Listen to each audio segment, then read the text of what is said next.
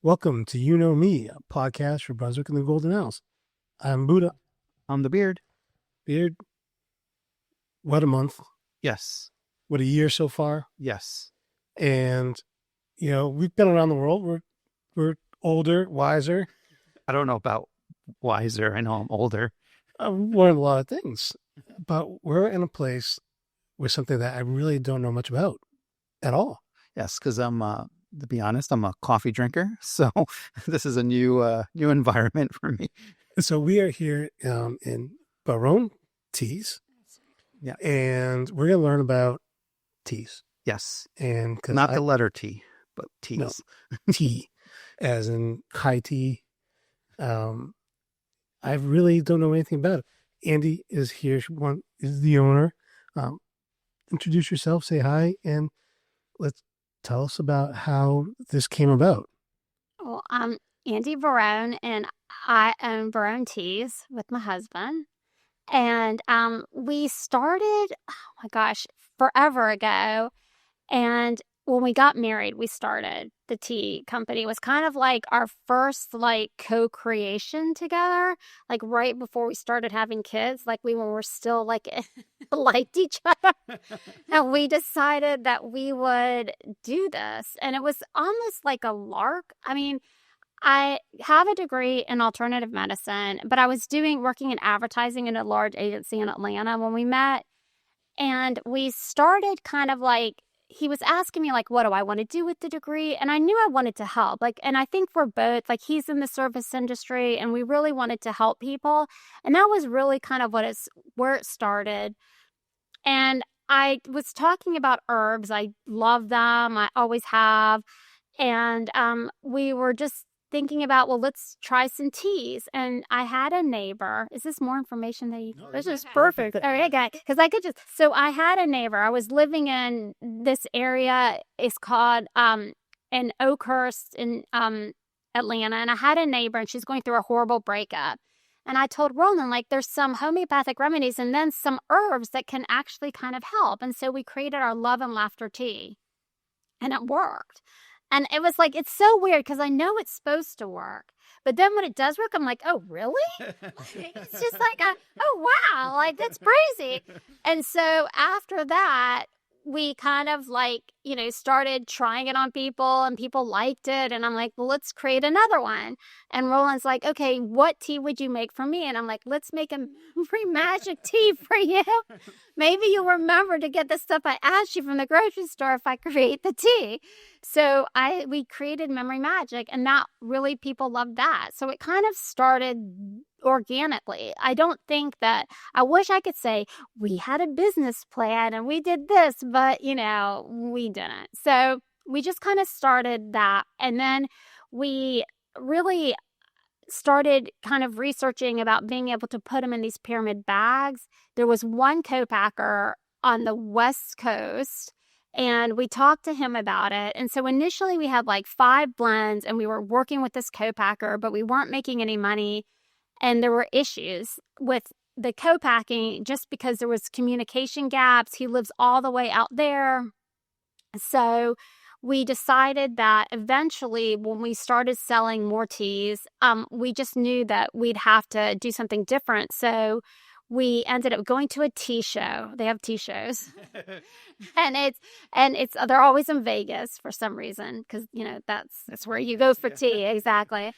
And then we met with the Japanese company that makes these machines. It's Fuso, and and then we started talking to them, and I don't even know. I feel like within a matter of a year and a half or 2 years, all of a sudden now we have equipment and we have these tea machines, and after that, things kind of started to, we started to co-pack for other brands. We started to be able to develop more and more of our own teas, and then it just grew. In Macon, we just had the factory element.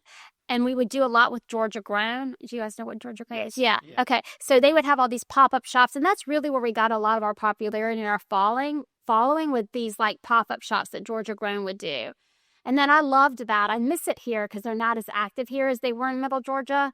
But I just felt like a part of that community. I mean, there's a lot of farmers, a lot of just, I don't know, small food entrepreneurs. And so we really kind of started with them, and then we grew primarily just doing those shows. We started to do Christmas in the South pop-up shops, like all of this stuff. So even though we didn't have a retail face, we started to be able to interact with the public, get feedback, and create a online following. Wow. And that's really how it went. I mean, it took several years. None of it was like overnight. Right. And then when my husband got transferred here, and with the minute he got transferred here, I'm like, yeah, what am I going to do with my, like, I can't like close it down. Like, this is like literally pays my bills. Right. The state, you know. And so we found this space here on Reynolds, and we knew that it would work. I was saying it had parking, which we really wanted because I wanted to be able to do education. So I wanted to be able to do the tea tastings, because for me, that was a huge part of why we did the tea business to begin with. It was like to create a healthy product for people that help people, but also to be able to have people understand the process. Tea, this is going to sound, I'm in love with tea. No, so, I mean, this is perfect. Okay. Yeah. Okay. No, because like I said in the intro, my knowledge of tea goes to Lipton. That's it. So tea is just a camellia plant. So for us, like, and we do have hives too. So we have bees because we have our own honey. That's a whole nother side gig. But anyway, tea is just a camellia plant. So it grows well here. We have had some luck in growing some tea plants, but it's just the Camellia sinensis tea plant that grows, primarily in Asia. But it loves humidity. It's just a plant, but it's really once those leaves are picked and how they're processed that makes a difference. So, whether it's black tea, white tea, green tea, it's all picked from the same plant, all grown from the same plant. It's how that tea is processed that makes it what it is. And I think maybe that's why I like it so much, because it's this, just this plant that you grow, and then how long you let it sit, how you massage it, how long you let it kind of oxidize, how you roll it, how you finish it, like how you're going to dry the tea. All of that is what makes the tea different. So it opens up this huge, vast world of you could do anything you want with these leaves, and then you can make this final product that could be different and unique from all other tea in the entire world. And I think that, for me, is what made me start to really delve into tea and learn about tea. Plus, I had all of these other herbs that I knew about and studied that I loved. So it just kind of was a natural progression into it. And I think also the thing about tea that I also love is the fact that it's something that is not only a beverage, it like has its own like little practice, kind of like coffee too, though. Like, because when you're in bed, you're thinking about coffee before you even get out of bed. Yeah, it's true. And it's like, it's a motivator, but plus it's like gives you those, whatever it is, 30 seconds of the day while you're waiting for the coffee to filter, kind of like contemplate, what am I going to do today? What's, my game plan? And so all of that is that process where it's like you haven't even had the coffee yet. Similar with tea, but tea even takes longer. So it gives you more time to contemplate. So before you've even made the tea, you've already kind of had this moment, this whatever, spiritual connection, whatever it is, to the future, to your day, to how you're feeling. And all of that I love as much as I love the leaves. And so I think all of that together is why I love tea, and why I felt like, let me educate people about tea. Let me teach them about it so they can appreciate it more when they're drinking it. So they understand what's in their cup, where it comes from. And then that'll give them even maybe a better sense of connection when they're steeping it, if that makes sense. No, it does. And I didn't know that about tea. I always just thought just tea was just some random tea leaf. Yeah. I didn't know it actually came from, was it it's a camellia plant. Camellia plant? So, yeah. But the same leaf can make 3-4 different kinds of teas. Yes. That's okay. Yeah. So there's so much about tea. And like I said, I think I like the process of the herbal teas too, is in the fact that like it's mixing them and creating a formula. And then that formula kind of together works one way, versus if you were to take this herb and with something else, it would be a different formula and work a different way. But tea, it's like that processing and that mixing too. It's like, black tea, you let it ferment. Green tea, you're going to stop it from oxidizing. So it's like all of these different elements in it create this I don't know, this cup of tea that's in front of you. And And it's cool. And so as the tea leaf goes through each phase, so you talk about the black tea and the green tea, does it change also its nutrients it gives off or its value? I'm not sure the word I'm looking for. So they quickly, like the first thing you do, I'll just go quick, is that you just wither the tea, which is they just throw the leaves on the ground, it dries. Then the next thing they're going to do, if it's a green tea, they're going to do something they call it a kill green or fixing the tea. So they're going to try to stop the oxidation so it holds on to that greenness, so to speak. So those antioxidants in that green tea are called catechins. Okay. And that's, and then, and there's L-theanine and some other amino acids in that green tea. And so that's what, the benefit of the green tea is kind of those antioxidants, L-theanine, some other elements, some other polyphenols and things like that in that green tea. Now, on a black tea, what's going to happen is that same leaf that you took, you're not going to stop it. You're going to kind of massage it. And what's going to happen is that the sugars in the tea leaf, as you roll it around, are going to kind of spill out. And then those are going to combine with the caffeine and other elements in the leaf, and then it's going to ferment. So then those antioxidants are going to then kind of transform, so to speak. So as it's exposed and combines with the sugars, those are going to turn into thearubins and theaflavins. So that's a different antioxidant in the black tea. But it also is responsible for the tannins in the tea and kind of the richness in the tea, and why black tea can hold oh my God, I almost said hold its liquor. No, hold its milk. Hold milk. That's how I like my tea. Exactly.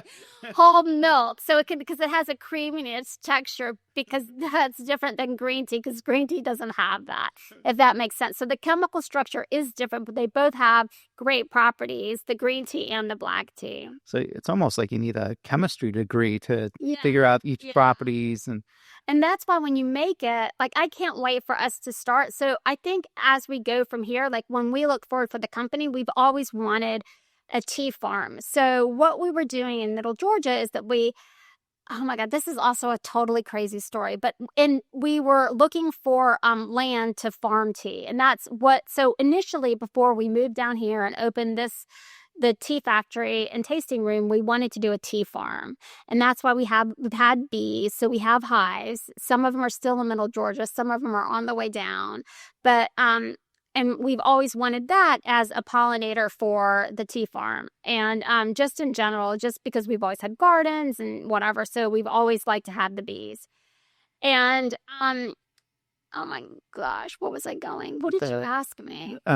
This is horrible. Chemistry degree. Exactly, like a party. Okay, yeah. So with making the tea is something that, like, we've talked to. There's one place in the U.S. that really makes tea properly, and they're in Mississippi. It's called the Great Mississippi Tea Company. They're great. They have great tea. And so, and they have talked to us. They'll train us on how to do it. But for me, it's like, I can't wait to start that process myself to see how I can, quote unquote, manipulate the tea or use that chemistry or whatever to make the best tasting tea that I can make. Like, I just think it's like a fun challenge, And so we were in Middle Georgia. We're looking for the land, and we had a bid in with the city of Forsyth, which is they're in Georgia on the way to Atlanta. And so we had been talking to them, but it was through COVID, and it took them forever. They had to get it appraised, and they had to get it reappraised, and this and that. So I had put in the bid, and they had accepted it, but it was just taking a long, long time. So I was just like, oh my God, I'm never going to hear back from them. And then we were down here looking, because Roland had been transferred, and he's like, what are we going to do with the company? And I'm like, I don't know, Right. And then we were down here, and we were looking at this building, and I'm like, I guess we'll put in an offer in this building and see what happens. I put an offer in the building, and it was good to go. Then we closed. It wasn't a long close. And then 2 hours after I closed, the city of Forsyth called me and told me I had my land for the tea farm. Can you believe that? And I was like devastated. But I think in reality, this was supposed to happen first, because the tea farm we can do, eventually at some time. So it's still something that we want to do. It's still like when I talk about it, like it hurts a little bit. Yeah. But we'll find a place where we can grow. But I told Ron, I guess like now is the point of time where we're supposed to be educating people about it. And then the time to grow tea will happen, later. But yeah. So where do you get your tea leaves now? Our tea leaves we get from a variety of places. Tea is similar to wine, meaning the technical term is like a GI. It's a geographical indicator, I think. It's like what the acronym stands for. And so it's like champagne. You can only buy champagne in Champagne, wherever France, right, Roland? Yes. Yeah. So certain teas you can only get from those specific regions, and it really is dependent on the terroir. Am I saying it right? French was his first language, so he'll correct me. And so really the tea plants will all have a different characteristics based on that. I was talking to the guy from Mississippi, and he was saying they kind of have their ground is kind of clay-like as well. And he was saying that has a big impact on the flavor of the tea. So I don't know. In Middle Georgia, we had a lot of clay. Here, it will be more, I guess, I don't know, sand. Yeah. So I don't know we'll have to see how that imparts on it.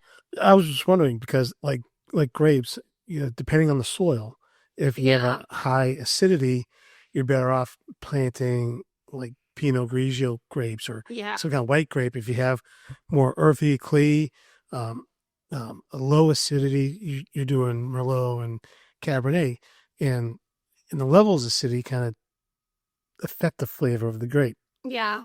So I was just wondering that I don't know what's going to happen here. And I think it would also determine, like, if it's, if we can get a really floral tea from it, then maybe we'll go with the green tea. So we'll have to see how it works, and then we'll determine what we want to grow. I mean, it's all going to be like a huge chemistry science experiment. And you're able to manipulate, based on, like, I was saying, like, this is the best example I can give, but like, matcha tea is the best example. So it's a green tea, but it still has a huge amount of caffeine in it because they manipulate the plant. So what they do is they shade the plant.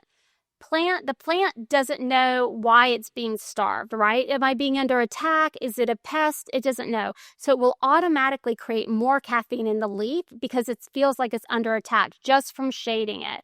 So you can manipulate the plant in different ways. And I think that we'll have to figure it out as we go, if that makes sense. To either, do we have to supplement the soil? Do we have to do something different to the plant?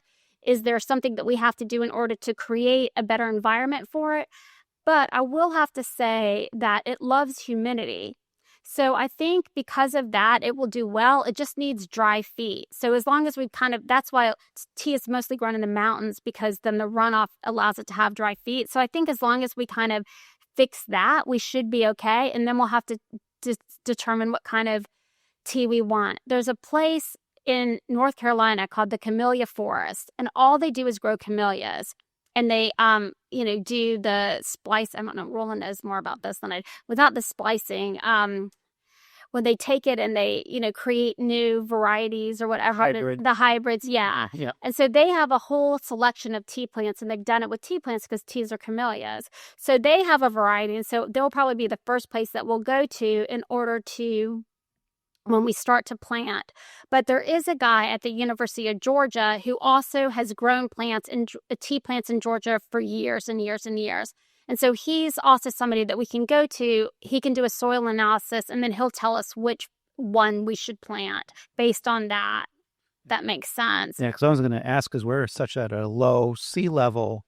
Yeah. Like, you dig like 2 feet underground and you're already hitting water. So. Yeah, that's our biggest concern, is keeping those feet dry and how we're going to do that. I think from our standpoint, that will be the biggest challenge more than anything else. Yeah, because we have a lot of marsh and swamp. Yeah. And you could do like a raised bed, have it raised so there's a runoff. Yeah, we'll have to do it in a mound. They'll do it, so we'll probably end up planting and growing in mounds. How many acres would something like that be? So you don't need that many acres. So you can do about 5,000 to 7,000 tea plants in 1 acre, which is a lot. Yeah.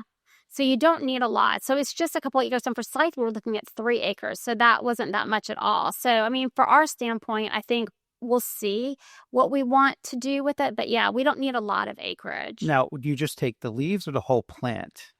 well, when we start, so you can buy seeds and start from a seed, but anytime you're starting from a seed, there's, you need a greenhouse and it needs to be babied. But if you get the little plants, you just start from a little plant. Roland has been able to take one plant and then do with the growth serum. It's not called growth serum. It's called something else. Miracle Grow. Yeah, no, it's like a, oh my gosh, Roland.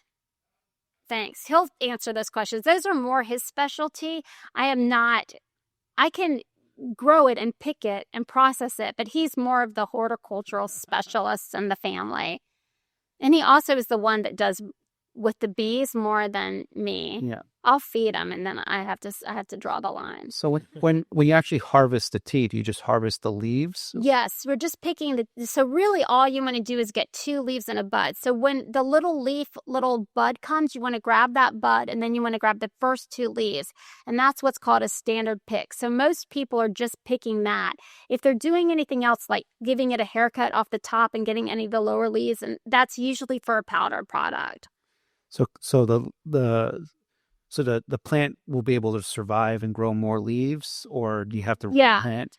So normally you're going to harvest it 3 to 4 times a year. Okay. So the first harvest is like, for us, it'd probably be in like February, March, because we're hot. And then the next one will be about 6 weeks later, 6 weeks later, 6 weeks later. And then you have to determine at what point you want to continue to harvest, because usually the first flush and the newer harvests are always going to give you a more succulent, juicier, better leaf than the later harvest. So you kind of have to determine the cutoff. Wow.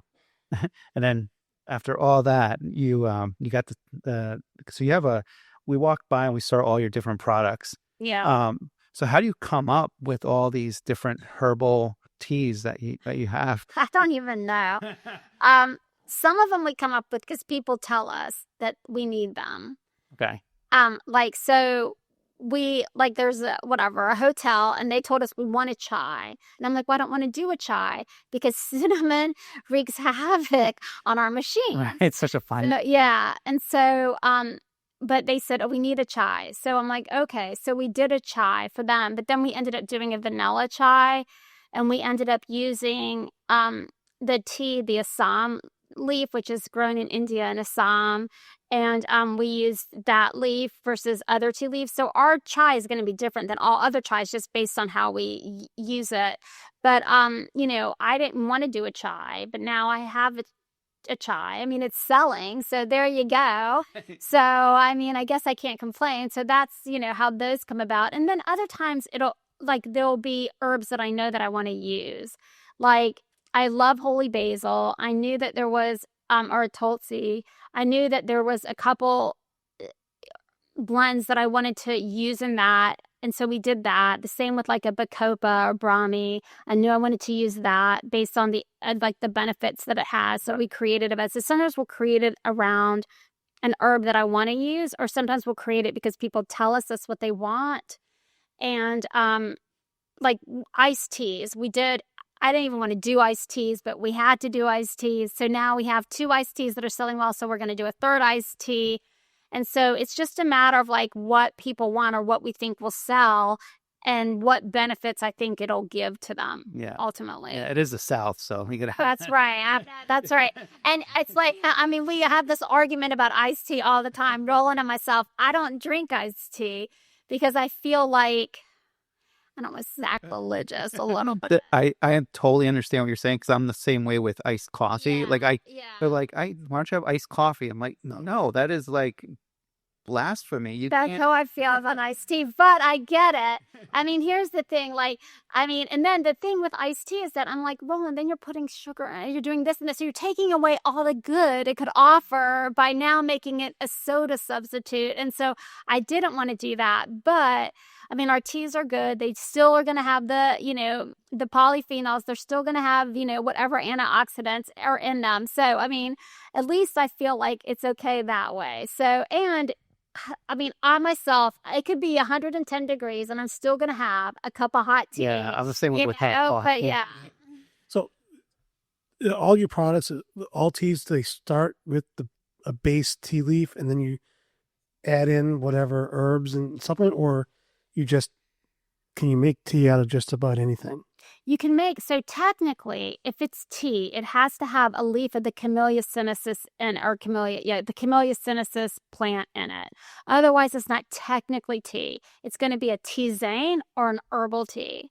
So on ours, it'll say like peach honeybush herbal tea. Well, because it has no tea leaf in it. It's a honeybush plant. So there's that. But so yes, so you can start off with anything that you want to start off with and make a tea. We do like a tea blending workshop, and people will come and they'll, just kind of grab it like, oh, I want lavender, or I want chamomile, I want this, I want that, and they'll make their own. And you can do it like that too. I mean, there's kind of like a formula, meaning that you do like, we kind of put online like it's a pyramid. So you want like, your first tea, and then you want your supporting herbs, and then we call them catalyst herbs. So the first base is going to be what you want. I want a green tea. Okay, you pick your green tea, and that's a gazillion types of green tea. I want a grassy green tea. I want a mossy green tea. I want a nutty green tea. I mean, whatever it is, you pick your green tea base. And then based on that tea, you can decide what you want to add to it. I want to add some berries. I want to add this. And then you add that. And then what we always say is you add a catalyst to it. So the catalyst is going to be something that has a little bit of spice, or something that's going to kind of bring the flavor to the forefront if you're going to do a blend. So that's how we do it in terms of tea blending, if that makes sense. So was this a lot of this kind of trial and error trying to blend these? Yes, I think so. I mean, it's still trial and error. Like, so here's an example, and I was trying to explain this. So, okay, so there's a tea called Darjeeling. It comes from Darjeeling, India. It's a very kind of popular tea. A lot of people have heard about it. It has a specific flavor, and this flavor is called muscatel. And so that flavor, it's like an umami kind of flavor. It gives some tannins a bite. And that flavor is, people like it, but it can become overpowering. So we take that and we combine it with a Biron tea, which is a green tea from the similar region. So they blend well together. They don't compete. However, and then we add a magnolia oil to that. So we have, they take the magnolia extract, they put it in oil first, and we add it to the tea. So, recently, the last batch of tea that we got from Darjeeling was more muscatel than the previous batches, because remember, it's a crop, right? So it's going to vary year to year. So we're constantly having to manipulate the blend. So now we're like, gosh, you know what? I think in the next batch, we're going to have to take down the Darjeeling, up the Garans, and then figure out what we do in balancing the oils in there to make sure that it has a consistency and doesn't have too much of that muscatel flavor. So I think it's a constant balancing act for us, meaning that, because tea's a crop, it's never going to be the same when we get it in. We're going to constantly have to kind of work on it. So yeah, so we try and taste tea all the time. So now I should be, and I have to be, ordering teas and samples. So how we get our teas is that tea is sold, I don't say, like, the best way to say is like via collective. So what you'll have is you'll have a rep, and he'll kind of rep several gardens in the same area. So a lot of times gardens will take their tea and they'll take it to like one central area to be processed. So a lot of times it's hard for me to know, oh, my tea came from that specific garden, because they all take it and they dump it, and then they'll get paid by the pound, and then they'll go pick more. And then it'll be processed or worked in one specific area. And that's kind of, so then we buy from that collective, and that allows all the tea gardens to get the same price for the same tea leaves. So you're not underselling, or one's not underselling another. So we buy from the collectives, and then we'll request samples from the collectives. Like, this is all the first flush teas are pretty much close to done now. So I need to request my samples, and then I'll purchase in the summer, and then I'll have it for the year. And then I'll have to go through the same process next year to make sure that, the mouthfang from last year is close to the mouthfang from this year. So I'll know. Otherwise, I'll have to either wait for sometimes the second flush might be a little nuttier if this flush is a little too floral or whatever it is. Wow. So I'm sorry. I mean, I feel like it's like a lot of. That was a lot. Perfect. It's like this strategic thinking and thinking like forward thinking of like, what do we need to do for the next batch? What do we need to tweak? And you're right, because you're dealing with Mother Nature, and Mother Nature will always have imperfect raw material. I was in seafood for a little bit. So I know, the shrimp that comes in isn't what it says on the box sometimes. It's supposed to be 4 pounds, but when you actually thaw and weigh it, it's not. Yeah. And sometimes they're bigger, sometimes they're smaller. You have that imperfect variable that you cannot account for until you have it in your hands. Mm-hmm. So I totally understand that. And it's a lot. There's a lot to go in. You get that forward thinking. You got to be kind of strategic about it and kind of take in all those variables because you just don't know until you have that in your hand. Yeah. It's tough. I always tell people, like, you go to the market, you buy a pint of strawberries. You're like, God, these are so great. And then you go to the market the next week and you buy a pint of strawberries. You're like, how did that happen? And they're sour. So it's like the same kind of thing in terms of us when we get, tea in. Yeah. Yeah. It makes it interesting. Yeah. Have you ever had a bad batch ever come in? I usually get samples. So, and because I have reps too, they'll tell me, like, they'll guide me because you can get overwhelmed with, the amount of samples. It's crazy. So a lot of times I'll say, oh, I want something like the Malfang that you guys sold me last year. And so then I'll be like, okay, I'll send you 4 samples. And usually within those 4 samples, every once in a while, it's like, oh my God, now I have to go somewhere else because he'll be like, okay, that's all I have. That's it. And so that does happen, but not usually. And, yes, we've had bad batches. I have a batch now, and I always told Roland, it's like, again, I hate having to dump good tea because it's just because it's bad for us doesn't mean it's bad, but I can't resell it, And so we've tried to do things like we have a friend, she has a goat farm, so she made a soap out of some of it. So we have like tea soap, and I'm like, what else can we do? Like, I need to know what we can do with this tea that I can't use, or it gets old. That's our biggest thing, is that it will get old. Okay, so there's a shelf life. Yeah, the shelf life's several years, but even so, you have to think like, okay, we have a tea that's 5 years old. Like at this point, it's like kind of musty and it's like crusty, like we can't use it. And so that's what we did the soap with. And I'm thinking, like, I told somebody else, but I'm like, I need a list of stuff I can do with this tea because otherwise we're dumping raw product, and we do have to do it. It doesn't happen often because I'm pretty good about, I'm more of a minimalist than my husband. So if he had to order it, I don't know. But I'm pretty slim in my ordering. And even, first of all, it's a space issue. Right. But second of all, like I told him, and this is something that I guess you have to make the business decision, I'd rather run out than have too much. Because for me, if you're out of something, customers aren't going to never come back and try it. It makes them want more. And so that's my philosophy. Now, I could be wrong, but for me, we run out of them. We're not out of everything. So they'll try something else. And then, but on our site, like we have a back in stock request. They come in often because we are, there's times when we're out of stuff. And I can't stress about it because I just know that they're going to come back, and that, I'd rather make sure that what I'm giving them, it's done right and everything else. So yeah, it does happen. We do run out. I would rather run out than have too much because that's how I feel. That's a loss. That's a sunk cost because Yeah. now you have to take care of it and dispose of it somehow, or sell it for less than what you bought it for. Either way, it's a cost that you didn't anticipate, and it affects your cost of goods sold, which is a big. I'm an accountant by trade. Yeah. And I've been in the manufacturing business for like 30 years, and so inventory management and inventory control is one of the things I specialize in. And so we go through a lot. And I had an Italian restaurant for restaurants. It's crazy the amount. And I could not believe how inventory control driven you need to be. Mm-hmm. And when I talk to other people, they weren't. They'd always run out of pizza boxes. They'd run out of flour, run out of cheese. And I always had the amount I needed.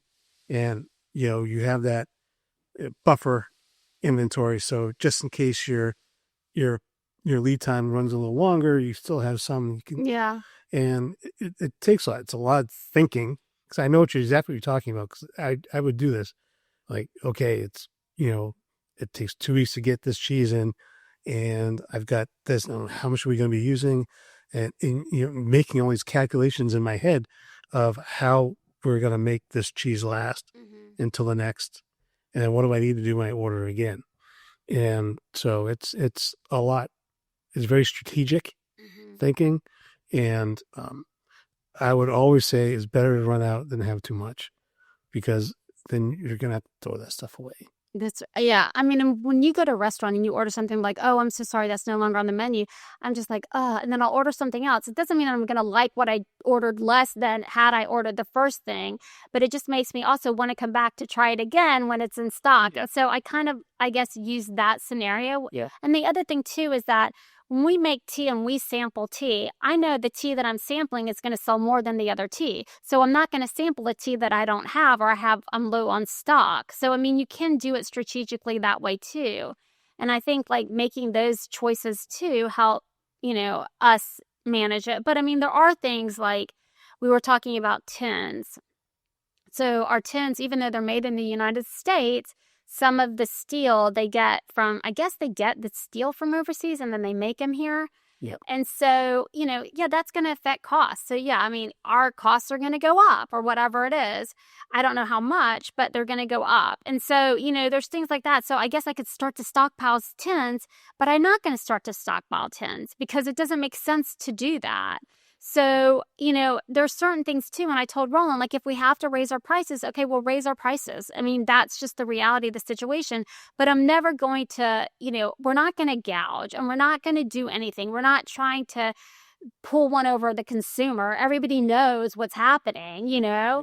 So from my standpoint, it's fine. It'll all work out, And so we'll raise our prices a little bit if we have to, because our tin prices went up. Whatever, our tea prices go up. I mean, that's just the reality that we live in. But I said to him, and I'm like, for me, looking now in terms of the tariffs, when I look back at COVID, the prices were crazy and we lived through that. So I'm sure I'll be able to get through this. And you know what? In 3 years, 2 years, there'll be something else. So it's just a constant kind of thing. And you can't get too worked up over inventory or stocking up or this or that. I'm not going to do it because I think it's going to harm me in the long run versus a short-term gain. Yeah. And with the limited space, you can't exactly bulk buy unless... And tins rust. We've had tins rust on us when we stock. I mean, there's other things too that you have to take into account. And so, I refuse to do it. I'll raise my prices a little bit and then everybody will be fine. Yeah, and you can't even, because since tin rust like that, you can't even go to your producer, the manufacturer for your tins, and say, I want to buy X amount of tin for you to, now it's customer owned, you own that tin, but it stays at your manufacturer, and then they make that. They've offered that before to us. They have offered that before to us. And you're right. I could do that. I could. And we talked about doing that. They will do that and they'll ship it as needed and then they basically store it for us. And I have to talk to Roland about that because we have talked about doing that before. I have to think about it because, the price cut that you get for ordering 10,000 versus ordering 2,500 could be fairly significant. However, that's still money that I haven't realized. Mm-hmm. It's sitting there in their warehouse versus in my bank account where I need it to pay staff. And, that's where it comes. Exactly. There's, how much you want to hedge on that cost. Right. And that's what you're doing when you're buying like that. You're kind of hedging on that cost going up. Yeah. In the futures, you've bought low so you can keep your costs down. Yeah. But again, like you said, tin itself has a shelf life because it will rust. And so you don't want your raw material rusting because then you just bought a bunch of stuff you can't even make. Right. So it's a balancing act in doing so. And with the tariffs, how it's happening now there's like a 90-day pause or something like that on these tariffs. Yeah. But like tin and metal, that's a commodity. Once those prices go up, they stay up. Yeah. And it's very hard for them to come back down. And it's one of those things. But yeah, it's that, how much can you store? How much can you hold? How much do you want to invest? And it's a big money game. Yeah. And the other thing is that like you have to look at it too. It's that I can never, and I told Roland this too, like we can never I mean, at least my standpoint, you can never be married to one thing. So maybe the next one we go to a paper tin and a tube more than, I mean, and my thing is that as long as there's some flexibility on our standpoint, we'll be fine. Yeah. I mean, I don't know how many people said, oh, you made it through COVID. I can't believe you made it through COVID because so many other small businesses folded. They did. And it's sad and it's a shame. However, I think one of the reasons is because we stay small and slim for a reason, because it allows us to kind of pivot when we have to. Like, had I been wed to that idea, okay, Forsyth's going to give us the land, we're going to do this. And then I don't think I would have even thought about like, well, let's look for a building in Brunswick. Let's see what we can do. And so I try to it's like this is like the best way to look at it.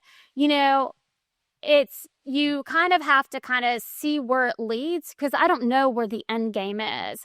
And for me to think that I do is silly, because I'm not God. And that would totally destroy any benefit I can have now, because once I said, oh, it has to be this way, and this is exactly what I'm trying to do. I mean, maybe it's not a tea farm. Maybe it's a whole wellness retreat. Maybe it's a whole this. Maybe it's even bigger. So I don't know. We can work towards that. But then if something else comes my way, I'm going to look at it. But I think that when you're an entrepreneur, if you don't think that way, you're never going to survive, because life's going to constantly throw you curveballs every single day. Yeah. And I think for me, like, I never set out, I want to be an entrepreneur. Like, it just kind of happened, and that's a whole nother story. But now that I'm here, I can't imagine doing anything else. And then the other thing is that I was talking to somebody about like being an entrepreneur, like that uncomfortable uneasiness you have in your stomach, where it's like you don't know what's going to happen. And you're kind of like, I've never done this before and I'm not sure. I live with that every single day. But now it's like become my friend, and it's like you kind of like tame the beast. And so having that uncomfortableness, it doesn't scare me anymore. But I think that's when you kind of like, you're like, all right, well, let's see where this goes. Yeah. Don't you have a tea for that though? What? You know what? I do. It's called Worry Ease. Come buy a cup. It has coven and ashwagandha in it, and it's great for anxiety. That's good. I was asking because I was looking at your inventory of teas you have, and for memory and for anxiety, and for all these things. I'm like, yes. Can I buy all those and just can mix them all into one pot? And but is there an infinite amount of tea blends? I think so. I mean, yeah, we can do that. And I think people will say, oh, why don't you have a black lavender tea? I'm like, I love black lavender tea. We don't have it because it's just another thing for me to keep up with and manage, because there's only so much inventory I can manage and so many blends. The other issue with us is that because we're organic, every single blend has to go through an organic certification process, meaning I have to get every single label approved, everything. And I have to keep track of it. Every single lot versus the invoice number has to all be written down in this huge spreadsheet. So, I mean, I just can't add blends willy-nilly. There's so much paperwork that goes into each blend, as well as inventory space. And then again, it's something else I have to keep in my head as to, well, I may have enough lavender for the Worry Ease, but do I have enough lavender to make and it's just, so there are new blends that I think we need. Like, we need a white tea blend. I probably need another green tea blend. But I have to really think about what I'm going to include in those, and before I kind of head down that path. Yeah, and how do you find the suppliers for all the different herbs? Oh my gosh. So we try to start with US suppliers, and there's several places that, I mean, online, there's wholesalers or whatever. But then there's a couple places we know that they grow herbs in the US and they're organic and they're certified, which is much easier than having to deal with somebody else where I have to go through customs. But we do. So initially we found tea suppliers. I mean, it's been like 15 years that I've been doing this. So we've been doing it a long time. So I don't remember how we came up with every single one of them. But our Chinese guy, the rep from China, I'm like, I don't know what else to call him. His name he goes by David. I'm sure that's not his name. But anyway, that's who I email. Our rep that we met, he is, I do the Chinese teas through him. And then I have a collective in South Africa. They sell us our rooibos and honeybush. And then I have a guy, an Indian guy, and he sells us the teas from India. So I don't have people now. I mean, and they're fairly large. They're not all of them are large, but they've been in the job for a long time. And so it's not like, somebody like that. If somebody knocks on my door, and I do get approached all the time, like, oh, we're now selling organic Egyptian herbs. Do you want to buy them? No, I can't buy from you. I can't, it's a whole process. So I think I've had them for years, and I guess I trust them, and they'll give me samples when I want. I know the shipping's not going to take 5.5 months. I know they can actually give me a valid organic certificate, and they can actually get it now organically. You have to have a person that can get it through customs. So I know they have all of that in place, and so that's who I buy from. Wow. That's a lot. Yeah, but now I don't have to think about it anymore because I've already gone through all of those steps. So that's why, when somebody knocks on my door, I wish I could buy your herbs. They're probably half as much as I'm paying now, but unfortunately, I just can't switch like that. Especially with organic. That's right. Organic's a lot of paperwork. They don't let you switch. Yeah, especially because it's USDA and all that fun permits and certificates. It's a lot of fun. Yeah. So all the teas that you have and all the different health benefits, how do you come up with the right amount of herbs and tea to make sure you have a good consistency? I think it's like trial and error. Yeah. I mean, that's the only, I wish I could tell you something else, but it's just trial and error. It's like, we'll do it. And a lot of times, I'll start like, I want this tea to have this herb in it. And then Roland will be like, he's studied with sommeliers, so he has a much better palate than I have. So, because I'm much more functional and he's much more in the refinement. So, I'll start and I'll be like, Roland, never mind. And so I'll start and be like, I want this. And he'll be like, oh, that tastes horrible. And he'll be like, that has to be trace. And I'm like, well, that's the main component of what I want it to do. So then we'll start to work with it. Like with the Love and Laughter, it was licorice root. Licorice root tea doesn't taste great. And so it's like, okay, we'll add some rose to it. Well, rose and kind of made it a little astringent. It still has like a cranberry flavor, but then we ended up adding cranberry flavor to it because the rose then made the licorice taste weird. So then you just I don't know. It just happened. It just depends.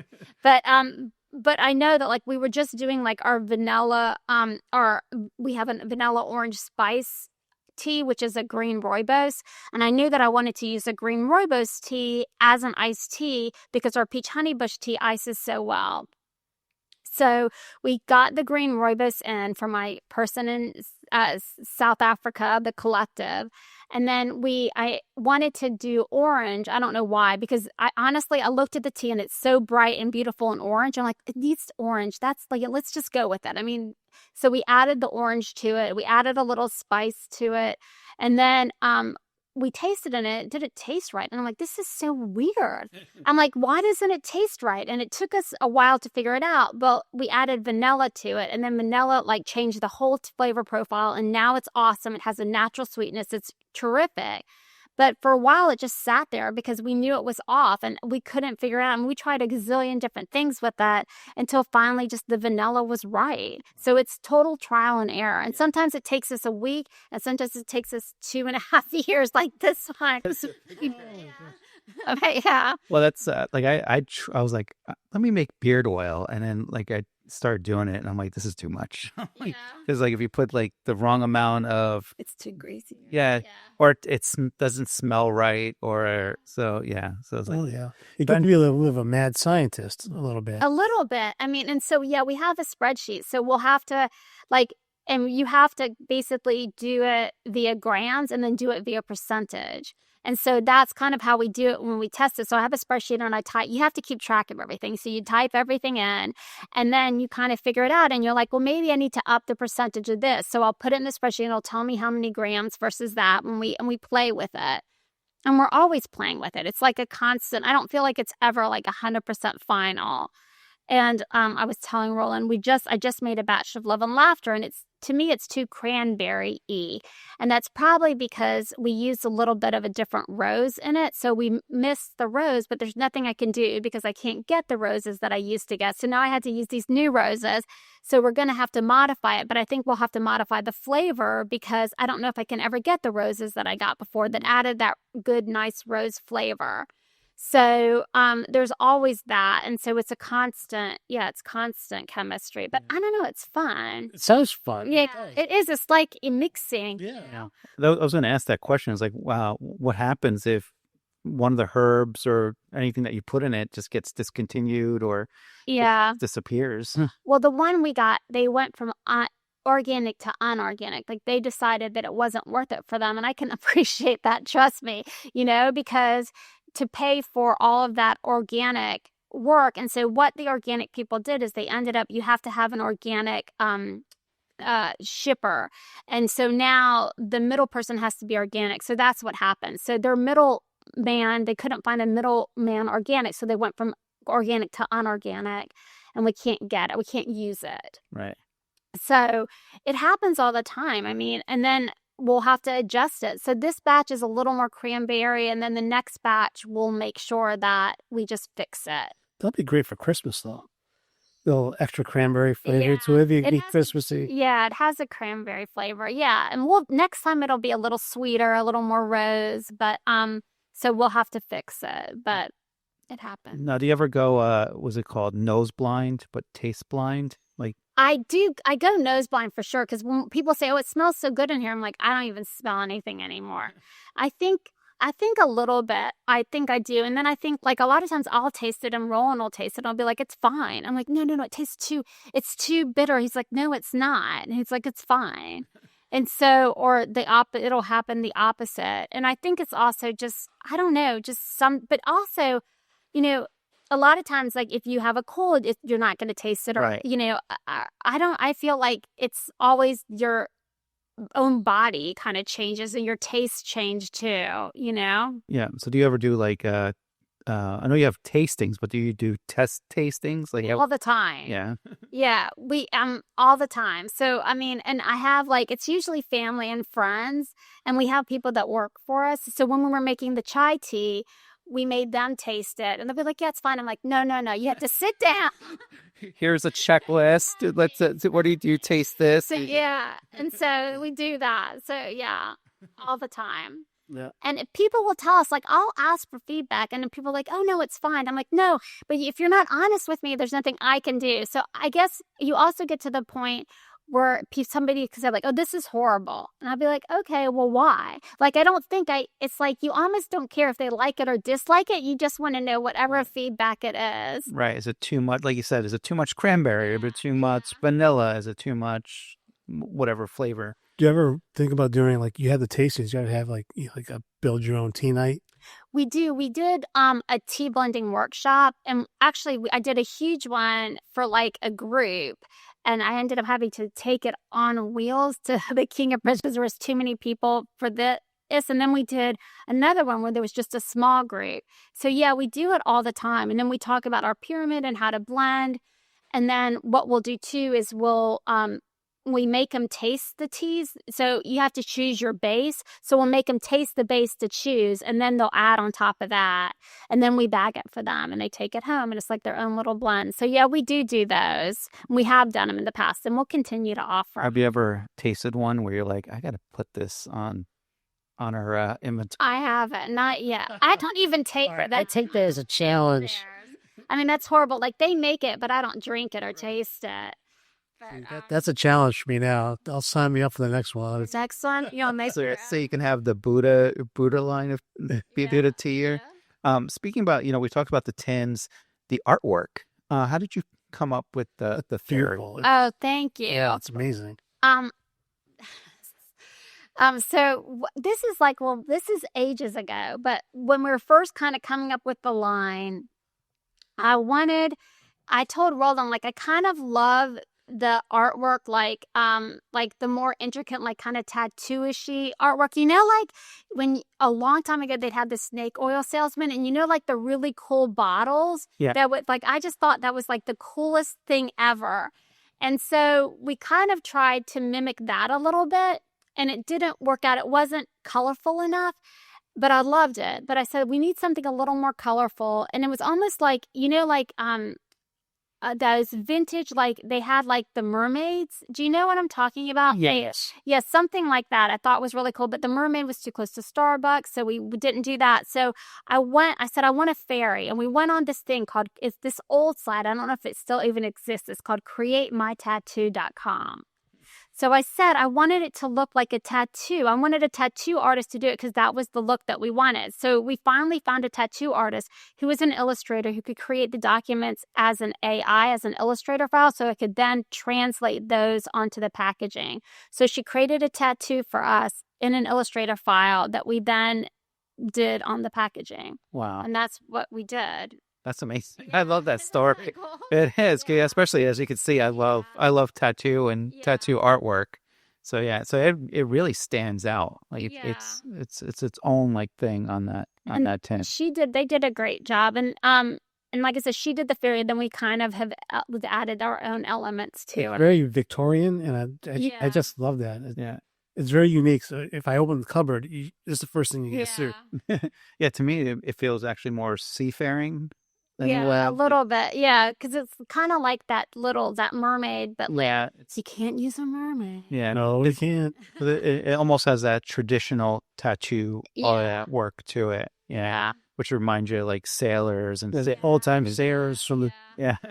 And that brings you back to like, you know, the Dutch Indies Company and tea and all that other stuff. Yeah. So yeah. So it actually turned out well. Yeah, thank you.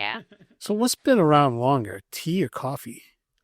I don't even know. I don't know much about coffee. I mean, tea's been around for thousands of years. I'd I don't say know anything tea. about I coffee. think Yeah. I mean, I know with coffee, the story, it gets mixed or there's different versions, excuse me, of how coffee was founded or discovered. You know, one of them is that this goat herder, his goats were chewing on the coffee bean leaf, and then he noticed that they were really jumpy, and he decided to chew on it, and he's like, this doesn't taste good, and then he roasted it and drank it, and supposedly that's one variant story of coffee. I would say that tea's been around a lot longer than coffee. I believe so. Yeah, I think tea's probably been around, as you mentioned. Thousands of Yeah, years. it's probably Sumerians, Babylon, who knows? Yeah, it's been around a long time.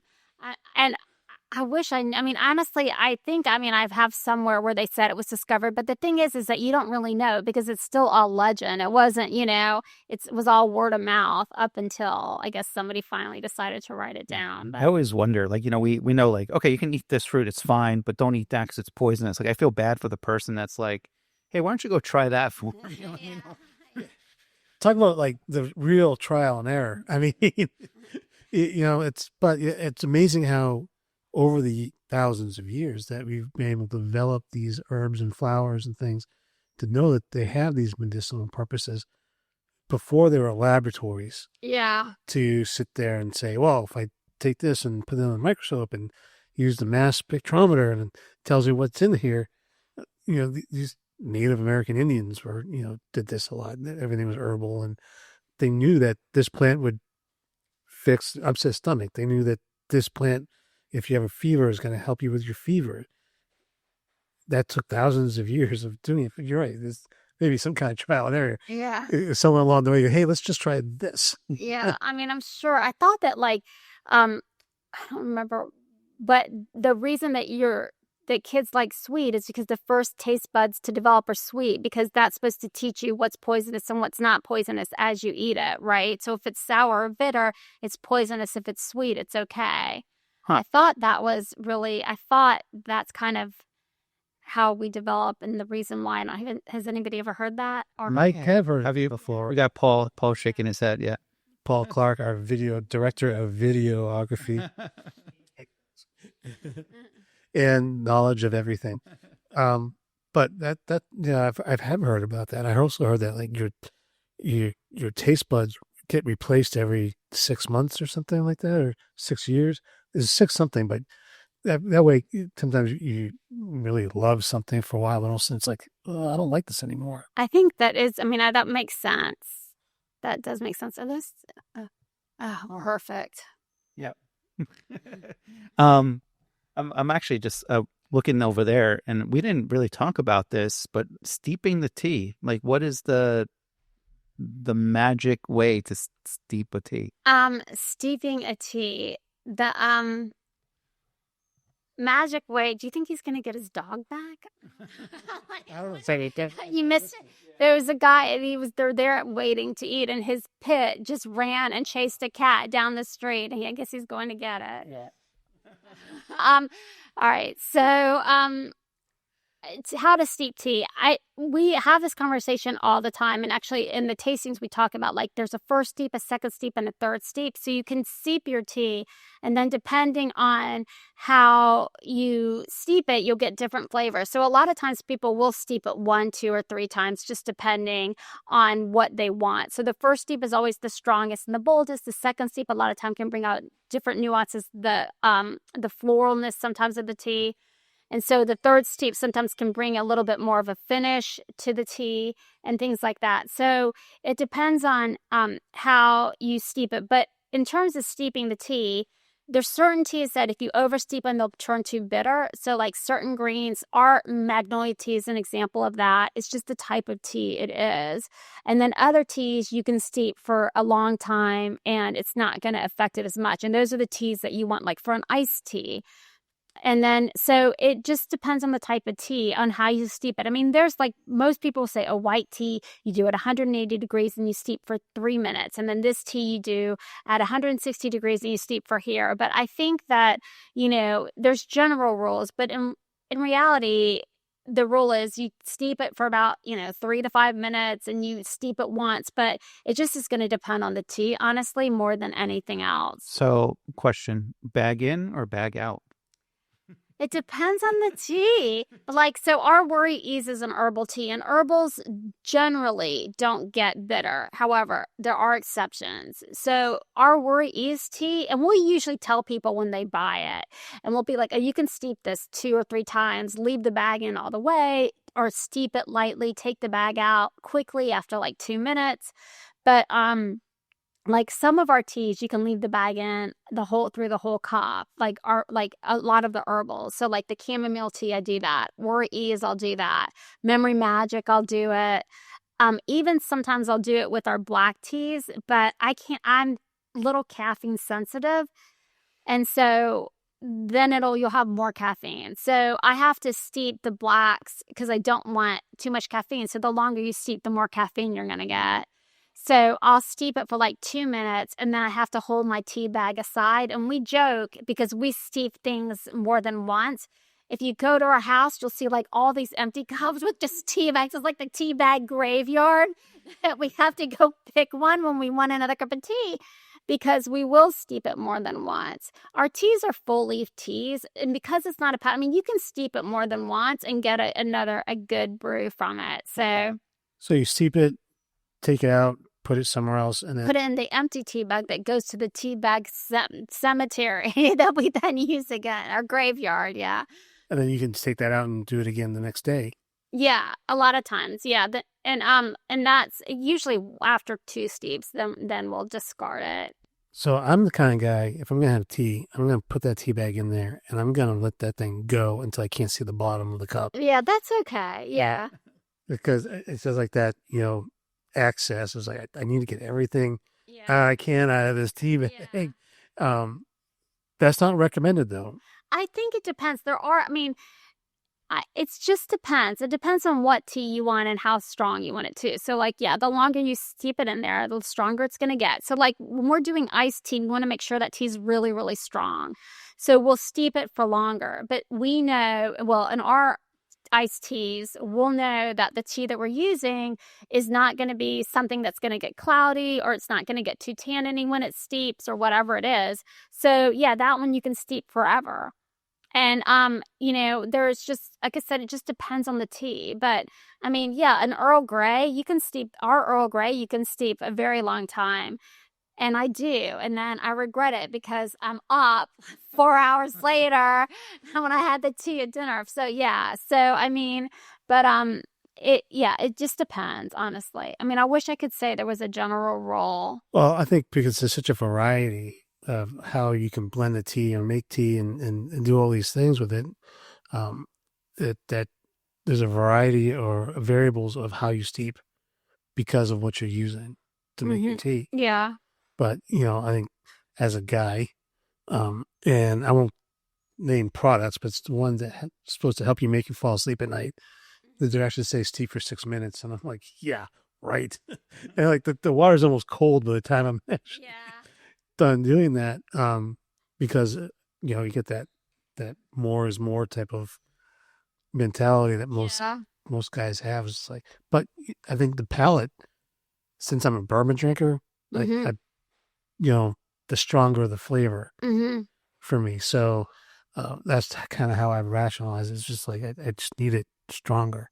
I think, Roland will keep his tea bag in there forever too. So it just depends on the teas that he does. But yeah, there's some that you can totally do that. And also though, this is a thing. I mean, this is how I look at it. I hate when people say, oh, you have to do it this way. You have to do it that way. I mean, do it however whatever makes you happy. That's the right way to do your tea. Right. I mean, that's the way it should always be. Exactly. No wrong way. Right. Exactly. Folks, hear that? There's no wrong way to steep your tea. Just go for it. That's right. 1 minute, 2 minutes, 18 minutes. That's right. I agree with that. And that's good to hear. Like, there's no set guidelines. I mean, like I said, it depends on tea to tea. It depends on what you want from the tea. And I think that if somebody's like, all black teas need to be at 220 degrees, you have to steep it this way, I just don't think you can do that. And I think, to me, that shows maybe a lack of knowledge versus a breadth of knowledge in terms of teas, if that makes sense. It does. Isn't like I said, I've been around. I got into beers and got into knowing the flavors and what I like and don't like, and brewing. I've actually brewed beer myself a couple times. Never do that again because it smells so bad. I can imagine. It's like yeast. It's called the wort. The first thing, when you have the grains, the malt, and the hops all together, and you get this concentrate, and then you dump that into your primary first fermentation. All that sediment comes out, and when you put into your second, which is usually that glass fermentator, you hear this sediment in the bottom, and it smells so bad, and like the whole house thing. This was so bad, I actually took it and dumped it out in the street. The whole neighborhood stunk. They were mad. But then I moved out to California and I got into the wine. All I knew was, you got the big jug of Gallo under the kitchen sink, and wine is either red or it's white. And then, I could go to 9 different wineries and taste Cabernets, and all of them are different. That's right, yeah. And I'm just like, I'm hooked. So I grabbed to that. And so, but there's no set guidelines. You like what you like. Yeah. And I think but that is true with wine and everything else. Have you ever made kombucha? I have not, but I worked with a guy who used to make kombucha all the time. And he's like, try it. And I'm like, I don't think I want to try that from you. I don't know what's really in it. I'm like, you get drug tested. But I've seen it. I've actually had like the someone bought like a bottle of it that was made commercially, and I've tried that. But I'd like to try more of it. Yeah, I don't know much about it. It's interesting. It is. It's like there's something that's fermented. It's vinegary. It's like I don't know if I want to drink it or clean with it. Yeah, exactly. Yeah, I don't. Have you, Beard? Have you tried that kombucha? No, I look at it and I'm like, I don't know if I trust this thing. Yeah. So it's like drink it or clean with it. I don't know. It's just the label itself is. I'm like, it throws me off, and I'm like, I don't know. Like it looks weird, and I'm like, it looks like apple cider vinegar, and I'm like, I don't think I want to try that. It's all that thing with those health crazes. take a shot of apple cider vinegar Yeah. before you go to bed every night. No, do it in the morning. And it's like, is this stuff really working or not? I don't know. But I think it's all with how people react to it. I don't know if it's a mental thing where you think it's going to work, so it works. Yeah. The placebo effect. Yeah. So your teas now, where do you just sell them online? I know I've seen them around Brunswick in different places. We wholesale it, and then we do sell mostly online, like retail, and then we're open on Saturdays. So we're starting to sell, like people are starting to come in, and like we're open on First Fridays and Saturdays, except for this coming First Friday because we'll be out of town.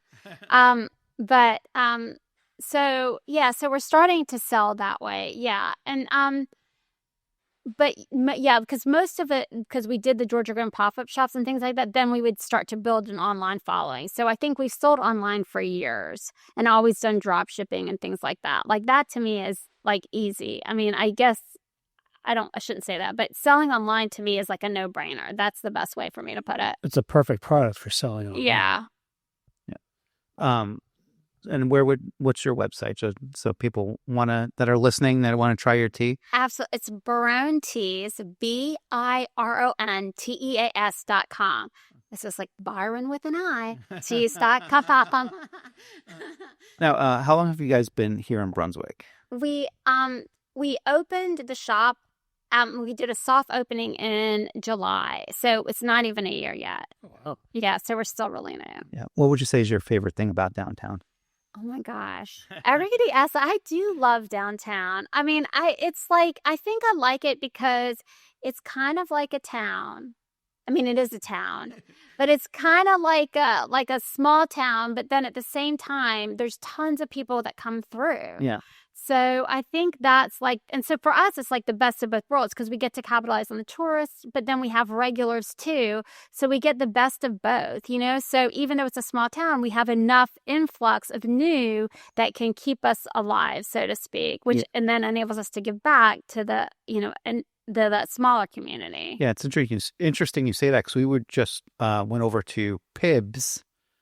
Pips. Pips. So he just opened up where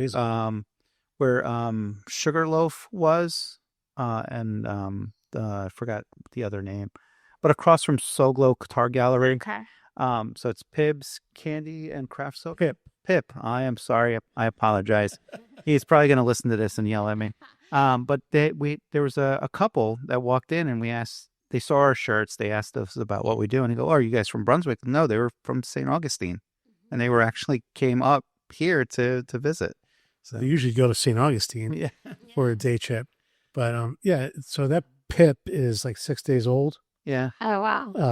And it's like kind of a soda place where you can blend a soda. Oh, that's cute. Yeah. And then they have the candy, like, Oh, really? Yeah. My God, my kids are going to go nuts. Yeah. Like I had one that's called the Front Porch Fizz or something like that. It's basically Sprite with watermelon and lime and pineapple. Oh, wow. That's so cool. Yeah. It was really good, actually. I don't want to finish it. So, So I've noticed that downtown has become more and more popular and seeing a lot of people walking downtown. Yeah. I mean, I love it. Well, for me, I love the idea of being able to park once and then walk everywhere. Yeah. Yeah. And go to the restaurants and Silver Bluff or here. Well, 9 years ago, none of this was here. That's the thing. From you and I moved here close to the same time, and when we first drove down Newcastle, we were like, "What did we move into?" Like, oh my God, this is like a ghost town. This is downtown. Oh my God! But slowly, dips and sways, and things started popping up in Silver Bluff, and then Reeds, and it just First Friday happened, and the first Friday I think there was like 500 people. Now it's like 5,000, and so it's awesome. And we'll come downtown just to come downtown. And that's the thing that we like about it, and it's to see it grow and prosper, because it really is. It's prospering. So you're open on Saturdays for tastings, and Yeah. And anybody can come in on a Saturday because we always have tea brewing. So you can always come in to just try some tea. okay. And then we have this thing that we did. So we have like tastings throughout the year. So we did a tasting with Ed Hose when she did these tea stain things, which are really cool. And she did that. And then we did a tasting. So in October, we'll do it again this year. We did a tasting. We had a medium. So we did tastings and we had the teas aligned to ghosts. So we kind of did that. And we'll do that again this year. And then we did like a Valentine's Day tasting, which we'll do again. I'm going to have to modify that one, but it's okay. And, What were you putting in those teas? I know. Well, we had this thing where we made them try like 10 different teas and we told them about it. And then you had to blindfold your partner and they had to guess what tea they had tried. But it was too many. Then nobody got, I got them right. So I'm like, I think I need to modify it. So like I can have people need a win, you know what I mean? Especially during Valentine's Day, you know, you want to have it be a confidence booster kind of thing. And honestly, I think after 10 teas, I would definitely go nose blinder. I know. I think that's what happened. I think we just need to pare it down a little bit. But yeah.